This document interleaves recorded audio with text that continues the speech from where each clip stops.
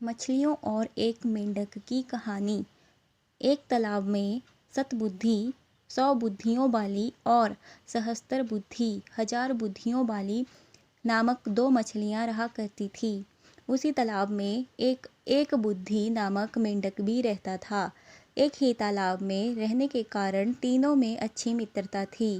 दोनों मछलियां सतबुद्धि और सहस्त्र बुद्धि को अपनी बुद्धि पर बड़ा अभिमान था और वे अपनी बुद्धि का गुणगान करने से कभी चूकती नहीं थी।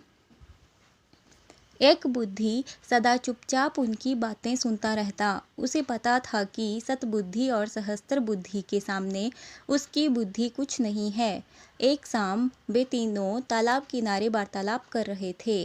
तभी समीप के तालाब से मछलियां पकड़कर घर लौटते मछुआरों की बातें उनके कानों में पड़ी। वे अगले दिन उस तालाब में जाल डालने की बात कर रहे थे, जिसमें सतबुद्धि, सहस्त्र बुद्धि और एक बुद्धि रहा करते थे। ये बात ज्ञात होते ही तीनों ने उस तालाब रहने वाली मछलियों और जीव जंतुओं की सभा बुलाई और मछुआरों की बातें उन्हें बताई।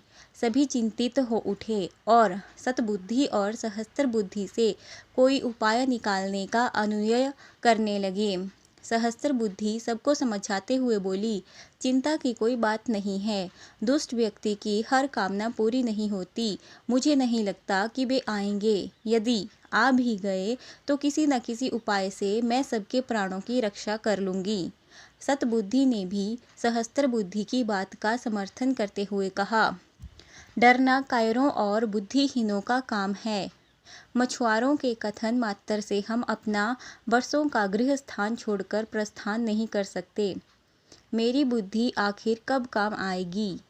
कल यदि मछुआरे आएंगे तो उनका सामना युक्तिपूर्ण रीति से कर लेंगे।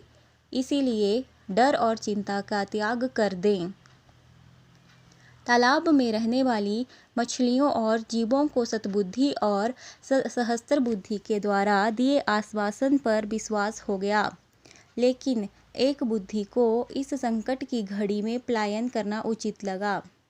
अंतिम बार वह सबको आगाह करते हुए बोला, मेरी एक बुद्धि कहती है कि प्राणों की रक्षा करनी है तो यह स्थान छोड़कर अन्यत्र जाना सही है। मैं तो जा रहा हूँ, आप लोगों को चलना है तो मेरे साथ चलें। इतना कहकर वह वहाँ से दूसरे तालाब में चला गया। किसी ने उस पर विश्वास नहीं किया और सतबुद्धि और सहस्त्र बुद्धि की बात मानकर उसी तालाब में रहे। अगले दिन मछुआरे आए और तालाब में जाल डाल दिया। तालाब की सभी मछलियां उसमें फंस गई। सतबुद्धि और सहस्त्र बुद्धि ने अपने बचाव के बहुत यत्न करे, किंतु सब व्यर्थ रहा। मछुआरों के सामने उनकी कोई युक्ति नहीं चली और वे उनके बिछाए जाल में फंस ही गई। जाल बाहर खींचने के बाद सभी मछलियां तड़प तड़प कर मर गईं। मछुआरे भी जाल को अपने कंधे पर लटकाकर वापस अपने घर के लिए निकल पड़े। सतबुद्धि और सहस्त्र बुद्धि बड़ी मछलियां थीं, इसीलिए मछुआरों ने उन्हें जाल से निकालकर अपने कंधे पर लटका लिया था।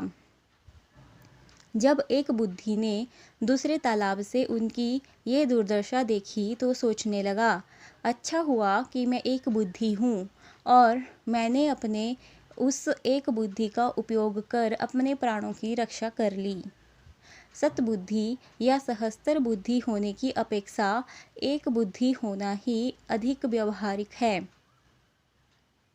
कहानी की सीख, बुद्धि का अहंकार नहीं करना चाहिए।